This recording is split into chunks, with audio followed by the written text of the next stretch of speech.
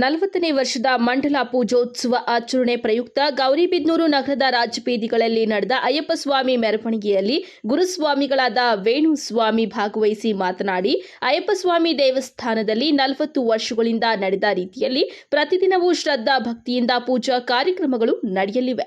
ಇಲ್ಲಿ 41 ದಿವಸ ಅಯ್ಯಪ್ಪ ಸ್ವಾಮಿ ಮಾಲೆ ಹಾಕಿದವರಿಗೆ ಉಚಿತ ಅನ್ನದಾಸೋಹ ಸೇರಿದಂತೆ ಎಲ್ಲಾ ವ್ಯವಸ್ಥೆಗಳನ್ನ ಸಹ ಶಬರಿಮಲೆ ಅಯ್ಯಪ್ಪ ಸ್ವಾಮಿ ಸಮಾಜ ಮತ್ತು ದೇವಸ್ಥಾನದ ಟ್ರಸ್ಟ್ ವತಿಯಿಂದ ಮಾಡಿಕೊಳ್ಳಲಾಗುತ್ತಿದೆ.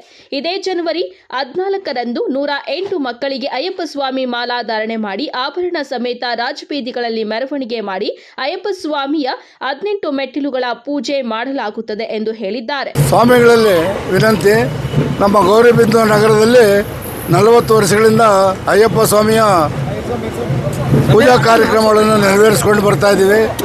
ಇವತ್ತು 40ನೇ ವರ್ಷದ ಮಂಡಲ ಪೂಜೋತ್ಸವ ಆಚರಣೆ ಮಾಡಿ ವಿಜೃಂಭಣೆಯಿಂದ ಇವತ್ತು ರಾಜಬೀದಿಗಳಲ್ಲಿ ಅಯ್ಯಪ್ಪನ ಮೆರವಣಿಗೆ ಮಾಡ್ತಾ ಇದ್ದೇವೆ. ನಮ್ಮ ಸನ್ನಿಧಾನದಲ್ಲಿ 61 ದಿವಸ ಉಚಿತ ಅನ್ನದಾಸೋಹ ಇರ್ತದೆ.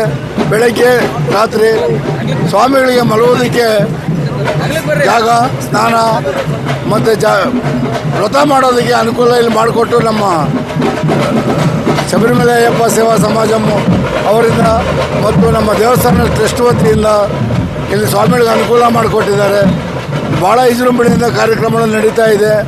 ಇದೇ ಜನವರಿ 14ರಂದು ಮಕ್ಕಳಿಗೆ 108 ಮಕ್ಕಳಿಗೆ ಮಾಲಾಧಾರಣೆ ಮಾಡಿ ಆಭರಣ ಸಮೇತ ರಾಜಬೀದಿಯಲ್ಲಿ ಮೆರವಣಿಗೆ ಮಾಡಿ ಮತ್ತು ಅಯ್ಯಪ್ಪನ 18 ಮೆಟ್ಟಿಲು ಪೂಜೆಯನ್ನು ನೆರವೇರಿಸಲಾಗುತ್ತದೆ. ಇವತ್ತಿನ ದಿವಸ ಭಾಳ ವಿಜೃಂಭಣೆಯ ಮೆರವಣಿಗೆ ನಡೀತಾ ಇರೋದ್ರಿಂದ ಸ್ವಾಮಿ ಶರಣಂ, ಅಯ್ಯಪ್ಪ ಶರಣಂ. ಸ್ವಾಮಿ ನಗರದ ಪ್ರಮುಖ ಬೀದಿಗಳಲ್ಲಿ ಬೆಳ್ಳಿ ರಥದಲ್ಲಿ ಅಯ್ಯಪ್ಪ ಸ್ವಾಮಿಯ ವಿಗ್ರಹದೊಂದಿಗೆ ಬೆಳಕಿನ ದೀಪಗಳೊಂದಿಗೆ ಡೊಳ್ಳು ಕುಣಿತದ ಮೂಲಕ ಅಯ್ಯಪ್ಪ ಸ್ವಾಮಿಯ ಮಾಲಾಧಾರಿಗಳ ಭಜನೆಗಳೊಂದಿಗೆ ವಿಜೃಂಭಣೆಯಿಂದ ನಡೆಯಿತು. ಮಂಗಳವಾರದಂದು ಬೆಳಕಿನ ಜಾವ 4:30ಕ್ಕೆ ಅಯ್ಯಪ್ಪ ಸ್ವಾಮಿ ಮಾಲಾಧಾರಿಗಳಿಂದ ಅಗ್ನಿಗುಂಡ ಕಾರ್ಯಕ್ರಮ ಏರ್ಪಡಿಸಲಾಗಿತ್ತು. 106 ಜನ ಅಯ್ಯಪ್ಪ ಸ್ವಾಮಿ ಭಕ್ತರು ಅಗ್ನಿಗುಂಡ ಪ್ರವೇಶಿಸಿ ದೇವರ ಕೃಪೆಗೆ ಪಾತ್ರರಾದರು.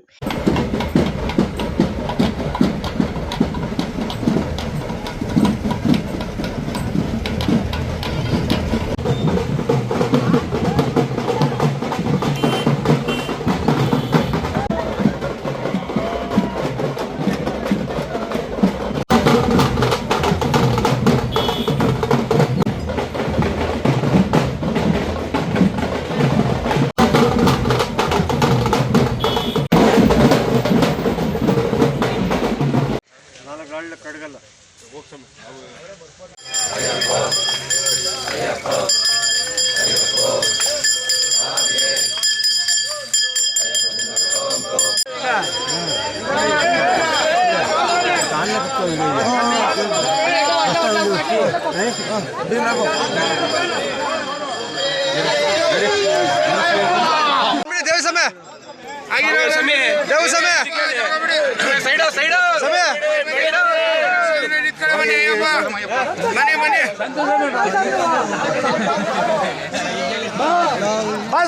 ಇದೇ ವೇಳೆ ವೆಂಕಟಾದ್ರಿ ಸ್ವಾಮಿ, ರಘುಸ್ವಾಮಿ, ದೇವುಸ್ವಾಮಿ, ಮಂಜುನಾಥ ಸ್ವಾಮಿ ಸೇರಿದಂತೆ ಇನ್ನಿತರರು ಭಾಗವಹಿಸಿದ್ರು.